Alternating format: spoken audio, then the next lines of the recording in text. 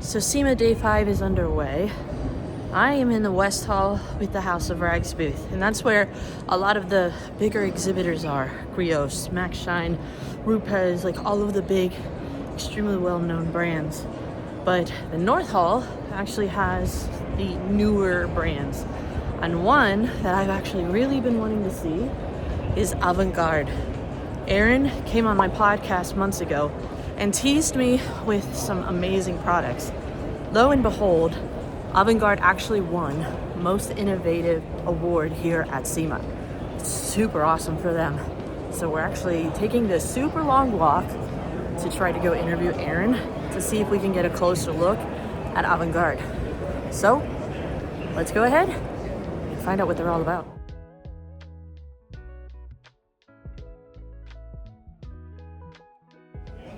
I don't think you realize just how much walking one has to do at Sema. If you have plantar fasciitis, I'm just telling you, the Brooks and the Hoka sneakers, they're fantastic. But I've definitely gotten my steps in this week.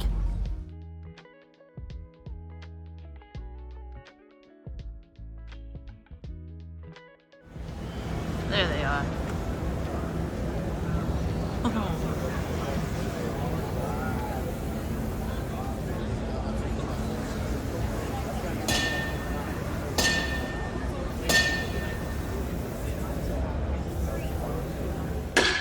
That's super annoying. Oh, it's the worst. I was doing a live with the rag company yesterday, and Dane's like, I love you met Dane? Yeah. I love him. He's like salted with him. Yeah. And he's like holding the camera and all excited. And I'm like start talking to him, and I'll shoot, hang. And like I saw him twitch all 3 times, and I think I did the same thing. I'm like, what, squirrel? And I'm Okay, like, focus. welcome, bro. Welcome. Yeah. Eyes twitching. Thank the Lord it's Friday right now. So. Regardless of the chaos, Yeah. You guys won Most Innovative Brand We did. of the Year at We Sema. did. We're First year. Yeah, first year.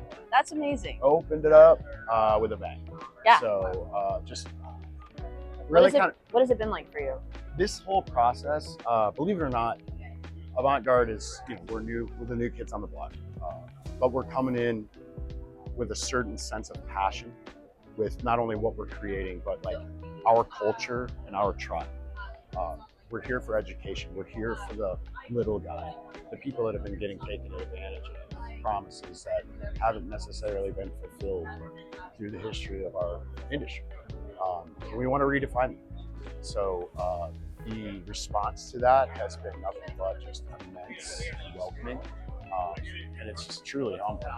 So we're very good to get the award. That was just, I mean, I'm floored. I'm kind of speechless about it. Still kind of in cloud nine. That's not like you. So I had you on my podcast. For those that don't recall that episode, I'm going to link it down below. Okay. Yep. But you teased us horribly about products. I know. That we couldn't really put our hands on. I'm so sorry. So, I had to talk about them though. Yeah. We've got bottles. We do. Can we find out a little bit about what it is? This is not for sale. I know that. Can we find out a little bit about the products and the intent behind them? Yeah.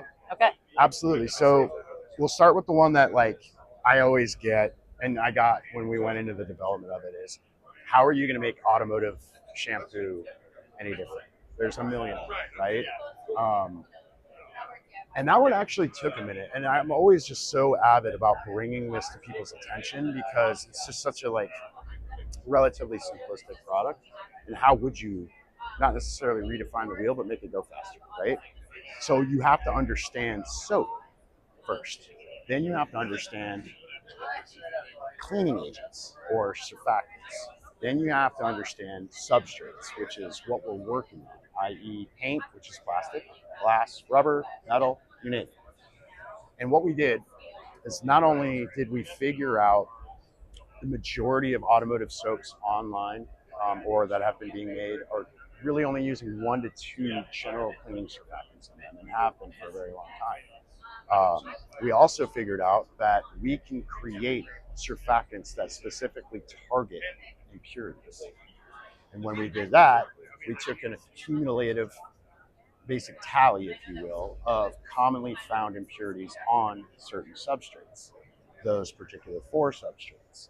Once we realized that we had a surfactant that could target those specific impurities, we added those surfactants into this soap.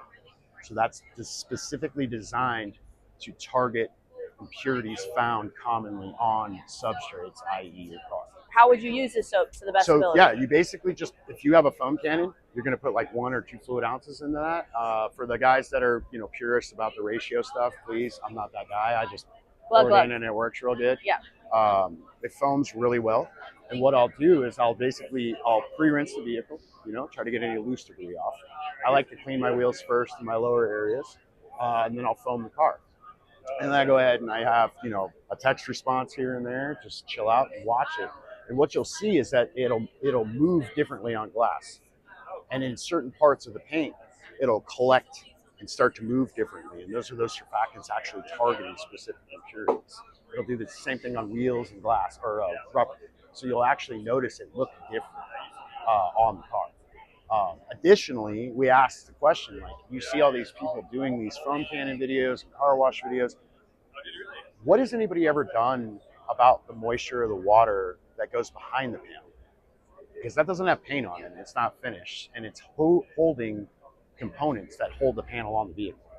So it's more susceptible or prone to be corroded, or rusted, right? So we put an anti-corrosion property in this. Nice. So that's all just in our shampoo. That's where it started. Now we use normally the shampoos, like, people don't really care a lot about it. Right. Soap is a soap. Yeah. If it smells good and if it foams, we're happy, right? Mm-hmm. Well, you get both of those, but additionally, you get a little science packed in there as well. So if you're doing old school cars, this is the type of stuff you can kind of count on and rely on. Rinseless wash is going to be an emulsification process. So emulsifier, if you guys are familiar with Rinseless, that's essentially how they work. Ours is definitely has an emulsifier in it. So what I prefer to do is put it in one of those roll along IK sprayer, pump sprayer things. It looks like a lawn care kind of tool. We'll do half the car. We'll grab a drying towel, basically put it on the vehicle, run your hands over it, don't drag it across the vehicle, and you're done. It's got a little bit of a protective property in it, and it does make paint shiny. So I love to use that on my personal cars. The older I get, a little more lazy. I'm not doing the traditional washes. Primer polish has not hit the market yet, and the reason being is because it took us a considerable amount of time to understand and redefine what's called a cross-link. It is utilized and has been utilized in our industry for decades. It's how they basically get paint to stick to cars. Cross-link is essentially, just think of it like 2 sets of fingers, one on one end and one on the other. And one holds something, the other holds something. As long as they're compatible, it holds pretty strong, depending on the cross-link's integrity or strength. What we did with primer polish was kind of try to go a different direction. I assisted in the development of Essence. And when we were making that push and building that product, it was designed to be a true priming polish. That one extra last 5%, right? And it has a cross-linking polymer in it, but it's a little bit imbalanced to where it's a lot more phobic, and in turn, essentially started to kind of like make coatings a little more challenging. They were smearing on the panels. So the crosslink wasn't really there. With this one, I wanted to go back to the drawing board, and I really wanted to beef up the ability of the crosslink. And what that does is, one, it allows you to still get that extra 5 to 10%, prime the car, get it ready for your last step, whether it's a coating or 1051. But it's got those extra fingers and they're strong. So when you put that coating on there, that crosslink is so strong that it actually intensifies the structural bond to the substrate with your ceramic coating or 1051, which essentially gives it a longer lifespan, gives you a better, longer lasting product. So when that hits the market, that's going to be a really cool product. That's something to look out for. Our panel prep is actually water-based. It's got a high solvent content in it. So it's not going to distort or discolor the paint systems that you're working on. Super easy to use. The Avant Guard way is not to spray things on panels. It's actually sprayed into a towel. I always encourage all of my students to, instead of going one direction, whether it's left to right or just up and down, to basically saturate the towel, box it out like you would a windshield, and then go into the middle, rub it together, make sure all the fibers are saturated with the product. Go left, right, grab your dry towel, buff it off, go up, down, buff it off. And the reason being is that we all see texture in paint. And we all talk about highs and lows when we're talking about that texture. But what we don't talk about is we talk about the high, we talk about the low, but we don't talk about the other high. And in that event, it creates a bowl. Bowls hold soup, bowls hold polish oils, bowls hold solvents. So when you're going like this, you're actually getting more into that bowl. Another way that I can kind of like make an analogy is if you're using carpet cleaner, they always tell you to go in a circular pattern, and the reason being is because that piece of fiber is actually a cylinder. So circular helps clean around that cylinder. Up, down, or in a circular motion will help you clean that bowl or the texture of the paint. This is really awesome. It's going to actually alter the surface tension on the vehicle when you're prepping it. So instead of making it grabby and grippy or frictional, which creates a potential of swirling paint, it actually makes it smoother and slicker, which will facilitate glide. That means when you go to put your ceramic coating on, it actually reduces the risks of marring the paint after you just did your paint. There's only a few that I have found that actually do that. Yeah. I've actually only found one that made the paint slicker Correct. after doing a panel prep. Most make it sticky. Right. And that's not and that feels like residue. Correct. And it's not an additive. This is water-based. So tire treatment. Tire treatment's really cool. They were telling me about this. Yeah, it's also a water-based formulation. But what's really cool about it is you just basically have to put on another layer, and that'll allow you to give you that shine. But the way that we went in on this one was kind of like the way we did with soap. We had to break it down and understand it before we could build it. We understood that blooming from tires is an actual natural defense from a chemical or a product that they put in tires. And that product's called an antioxidant.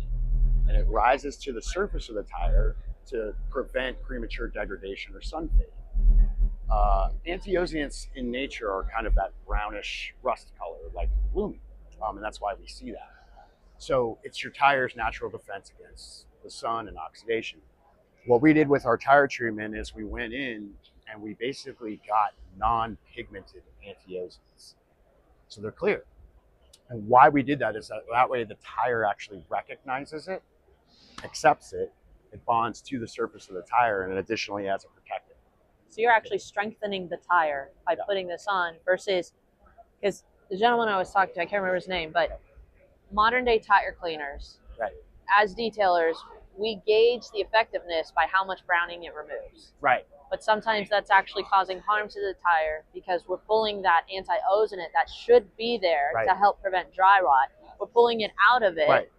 Well, and you're skinning it, right? So like, if you think about it like your skin, right? Mm-hmm. Tires are porous, paint's porous, okay? I use this analogy a lot. If you're exfoliating, right? Now, I don't know how many dudes out there are doing that. You probably should. I'm a ginger. I have really sensitive skin, so I might be exfoliating here and there. If you do that, are you doing it with like a really harsh chemical or a really harsh abrasive? And if you are, what is it doing to your skin? Is it agitating it? Is it harming it? I know there's a lot of guys that are using glycol-based products to clean the blooming off of a tire. It's not necessarily a bad thing, but overly exposing a tire to something like that could actually induce the one thing that we think that we're trying to prevent. Well, it's going to accelerate bloom. Dry rot or drying it out. Yeah. Same thing with isopropyls, methyls, anything like that. So it's a balance, right? You want to have the cleaning property to clean the blooming out, to get that finish that we all know and love, but you need to replace it, or you need to add to it, regenerate it, and that's the reason why they have lotions. So do you guys have a tire cleaner? Not yet. Okay. Coming soon. But you have a tire treatment. Now, how is this a coating? It's not like a traditional coating. Okay. Does it last like 3 months? Yeah. What's the sheen? So you can build that. I'm not really like a super fan of like super sheen. I'm more of a like just clean and conditioned, and that's all the concours that I've been in. That's why they judge you partially on that. But if you want to shine your tire, just simply run over it one more time. It continually builds gloss. But it does actually condition and it does actually protect, which is really cool. Very cool. That one I'm really intrigued to test out. The glass cleaner actually is on the market, and we are having a very challenging time keeping that in stock. What makes it so popular? He's like, glad I can tell you. Yeah, it's super outside the box. Again, the AG way is to spray it on a towel. you'll box out your glass, left, right, up, down, select A, B, for those of you old enough to know Contra, and it starts to haze up on glass. Yeah. Additionally, you just go and grab your clean towel after that and wipe it completely clean. I have tested this product in 163 degrees Fahrenheit in the middle of Florida on my windshield, and it will not leave one streak. So it is super easy to use, super effective, a little outside the box, but people are absolutely loving this. This feels similar to like the Q37. They have their 2020 cockpit cleaner, Yeah. but it left like a chalky white powder Yeah. sometimes on Yeah. my towel, on Right. my dash. And pushing it around in the cracks and crevices. Yes. Yep. Does that do that? No. So that you want to basically, this is an extremely heavy case, obviously because we're at Sema, but you'll just see it lightly. If I have, You'll see a haze and then wipe it and then it's clean. The second you see it haze out, it's the product is evaporated, and you go after it with a dry towel. I actually love that technology. Yeah, and it makes because then you don't miss a spot. Correct. And then you also, it's clean. Correct. And then you'll grab the towel and you'll feel the surface tension actually break. The glass starts to become a little bit smoother, and you'll know that you're done. Can I ask how much does that cost? You're under 20 on the price point. I will be trying that out. Glass is my nemesis. Oh yeah. Like nemesis. I hate it. I've always hated clean glass. This is actually like really fun. Well, and the fact that like, let's say those coupes or those like smaller vehicles that have like the annoying back glass. Oh yeah. Like, do you use like, let's say a reacher tool or something like that? You can just apply and then just get in, wrap your remove towel that around haze. it, get in there, you see your haze, let it chill for a second, grab your new towel, wrap it around there, box it out, up right, or up, down, left, right, you're done. It's that easy. I will be trying that, guys. And I use point lights, like really strong point lights when I clean glass. And that's, again, the contour in me, because I can see subtle little streaks or something like that. It drives me nuts. And it's only when you're driving, seemingly, it's when you find it, right? This is also one of those things where it allows you to like not have to worry about that. So if you're in your detail shop or you're at, the car wash and you're on the line, the worst thing is someone coming back and being like, man, my glass is streaky. Well, it looked clean when I cleaned it. You know what I mean? This greatly helps. Does it help keep glass clean longer? Yeah, you're going to have a little bit of like a protective property in it. So you will see the hydrophobics on it. It's not going to be phthalic, but yeah, it'll help keep it clean. So this is inside and out of the vehicle can be used? That's correct. And does it help with fog and defrosting? A little bit, yeah. Wasn't our intention. Our intention was to just kind of like get outside the box and think of new ways to clean glass. And it's been adopted and really received well. Like I said, it's really hard to keep this one in stock, but it is in stock right now. So we're not doing like the same thing that we did last time. You guys can actually buy this online. The trim coating. The trim coating is really, really cool. So this isn't like a restorative product. This is going to be designed for stuff like the Sierra or the Fords or anybody that like has the plastic molded trim. It's already in really good condition. You don't necessarily want to put a ceramic coating on it, but you want to keep it conditioned, right? You want to keep it looking nice. It's a water-based formula. You wipe it on, you level it out, make sure everything's tight, and within, I would say, 2 to 3 minutes of pulling it outside, it activates, becomes dark, stays dark, it becomes faux. I'm currently testing this in the wheel wells in my GT3 because in Florida, you've got a mixture of dirt and sand, and it's disgusting. The last thing I want to do is get in there with a brush and then turn around and put it on my wheel and so on and so forth. So a little bit of help in that regard makes the biggest difference. So really good stuff. Compound and polish. These are really, really cool. You know they're going to be good if you're behind it. I'm working on getting the entire line. Right now, this is how we started. These are both, thank you, by the way. These are both water-based formulas. So understanding what we've been using for so long is the first step. The European stuff is phenomenal, and I love it. It's got a great cut to finish ratio, right? The way that they're stabilizing these compounds in the bottle so that they don't separate is with a resin formulation. Okay, so if you're old enough, you used to remember we would clown anybody that glazed a car because you washed it a couple times and the swirls come back. Remember that? So that kind of went away. But the way that they're building these, the way that that resin works is roughly about 60 to 65 degrees Fahrenheit through rotation and oscillation. It starts to liquefy. Paint is porous, like our skin. That opens up. the resin goes down in it and glazes it. See where I'm going with this? Yes. That's why It's filling a little. it's filling. That's why it looks really good, the cut to finish. If you were to strip that out and see what you've actually done, it's extremely hazed out and people usually freak out. That's the reason that happens is because they're front loading it with a ton of aluminum oxide. So what we did is, again, this is a water-based formulation. With our cut compound, we took micro diminishing abrasives and we agglomerated, which basically means that we took the micro diminishing abrasive, we took his homeboy micro diminishing abrasive, and a couple more of his homeboys, and we connected them all together to make one Mac Daddy abrasive. And those larger abrasives are all throughout the compound. They're designed to break down through oscillation and rotation. Then they turn into micro diminishing abrasives. So it goes from this point all the way down to this point, and that's how we get our cut to finish ratio.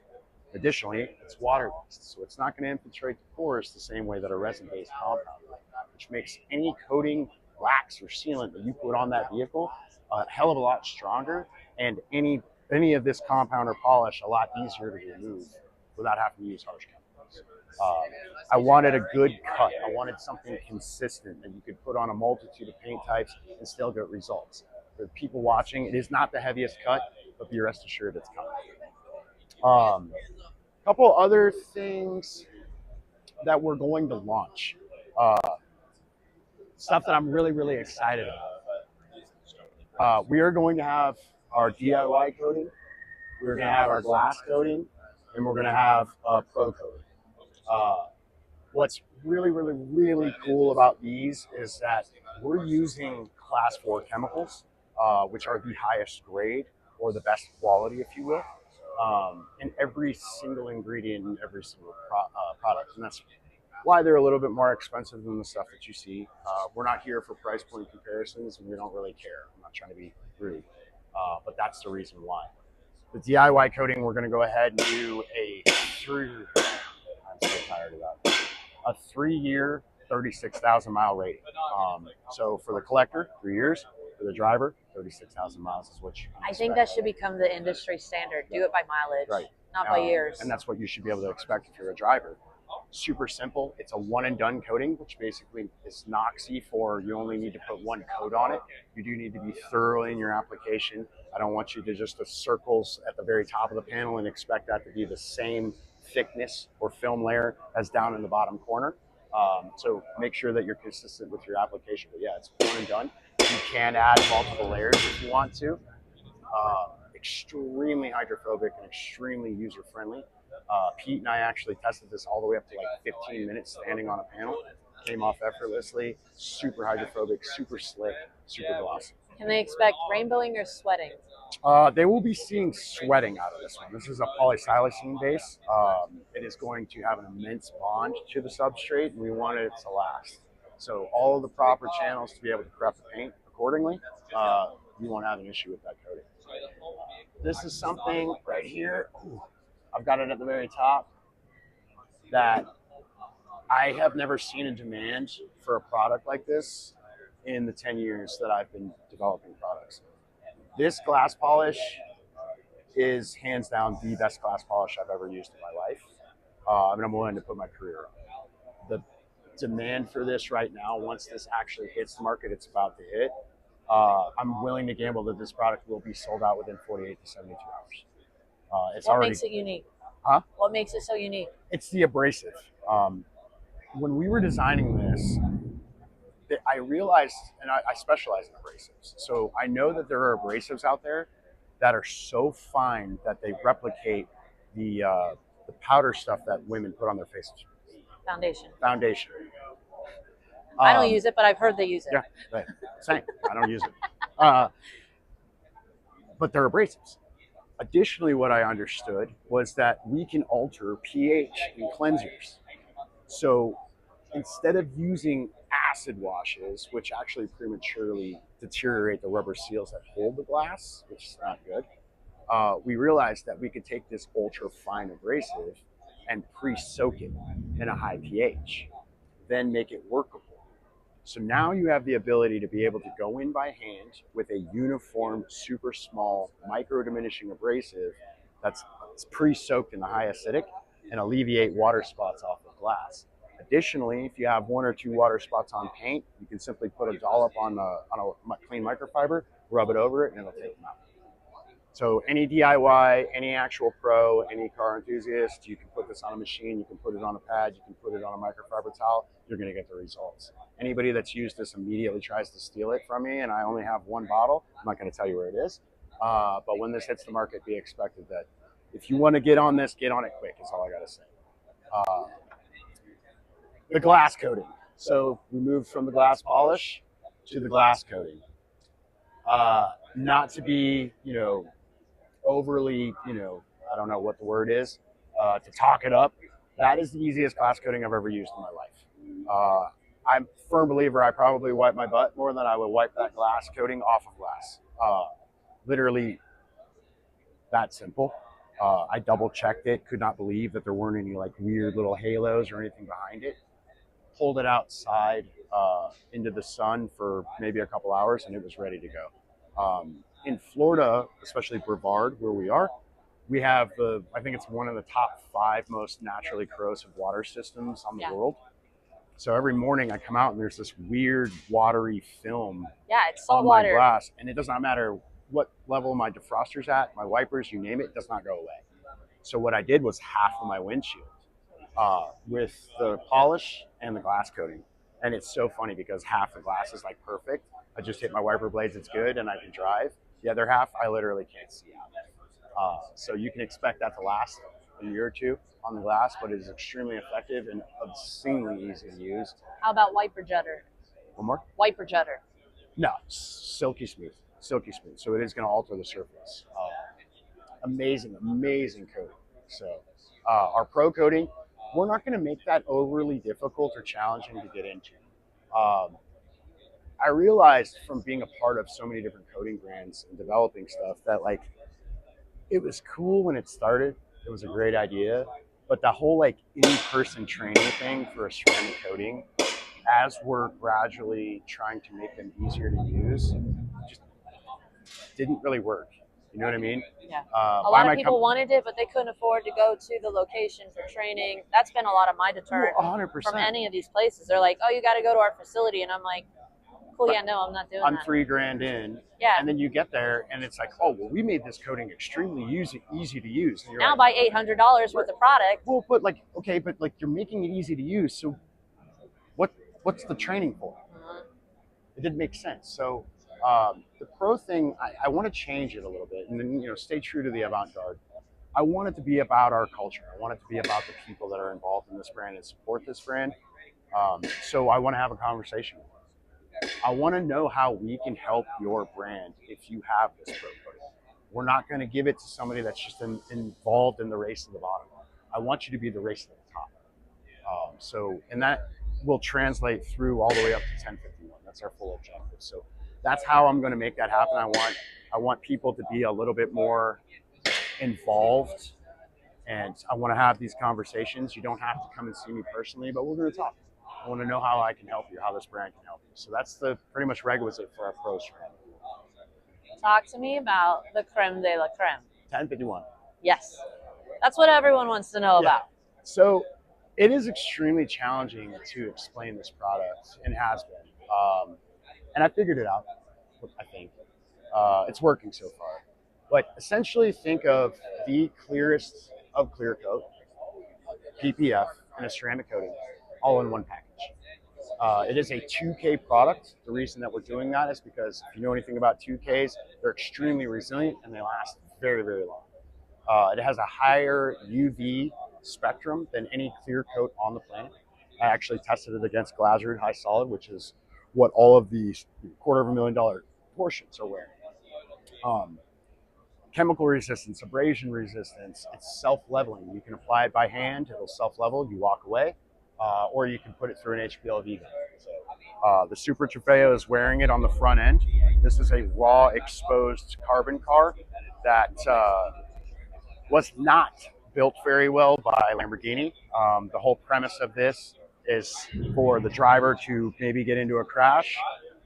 That little pin right there gets released, another little pin gets released, that entire panel gets taken off and replaced by a new one. That's literally the general premise. So If you know anything about cars, you know the door jamb is usually the best place because it doesn't see a lot of traffic. This is essentially what this looked like before. Oh, wow. But beat up because it was actually raced and driven. So we went from this. It went from a poor form of that to this. Yep. And we were all standing around. The team were like, hey, look, we're going to... Is this like a little what it was before, kind of that flat? I wanted people to see the difference. And you applied this. That's correct. And walked away? Correct. So I wanted people to see the capability of the coating. And interestingly enough, what happened is we've had just an extreme amount of auto body refinishers coming to the booth thinking that this car has clear coat. Yeah. And when they have a conversation with me, because they want to know who did it, and I tell them that it's not wearing one drop of clear coat, that that's just our ceramic or our coating, they can't comprehend it. So then we start talking about it and want to know the clarity. That's 1051 after 5 days at Sema being tortured. The cool part about it is clear coat doesn't do this. That's the PPF in it. So when people want to know why would you make it elastic, the answer is two things. Panels flex. When you have a rigid coating, it will become brittle because it'll crack because it's sitting on a flexible panel. That makes the coating die. The other part of it is abrasion or impact resistance. So you're never going to hear us talk about it's rock chip proof, but road rash and simple stuff like that normally would just eat up the standard clear, this will shoot right off. And then the ceramic coating part of it, you will see water behavior. We wanted it to be a balance between philic and phobic, knowing that anything hydrophilic collects and runs off the surface, which essentially reduces the odds of getting water spots. So it has both in it. But yeah, that's 1051. All right. Well, Eron, where do they go if they want to find out more about your products or to buy them? So if you want to know more about 1051, getting on that team, or if you just want to be able to buy our products, you can visit agprocoatings.com. If you want to become a member of the team, you can talk to Dylan.